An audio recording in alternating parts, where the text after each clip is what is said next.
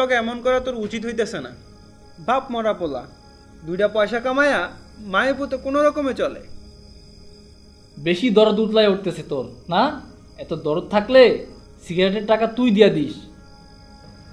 এমন করা ঠিক না রে মাসুদ, আল্লাহ নারাজ হইব। তাদের কথাবার্তার মাঝখানেই জহির ফিরে আসে, মাসুদের হাতে সিগারেটের প্যাকেট দেয়। কাল থেকে আওয়ানোর সময় আগে থেকে সিগারেট কিনা নিয়ে আসবি, তাইলে তোর জাউন লাগবো না আবার।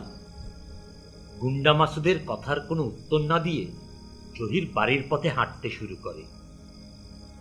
ওকে দ্রুত বাড়ি যেতে হবে, ওর মা খুব অসুস্থ। বাড়িতে ঢুকেই জহির তার মায়ের বিছানার দিকে এগিয়ে যায়। ওর মা গভীর ঘুমে আচ্ছন্ন। জহির ওর মাকে ঘুম থেকে তুলবার চেষ্টা করে। মা, মা,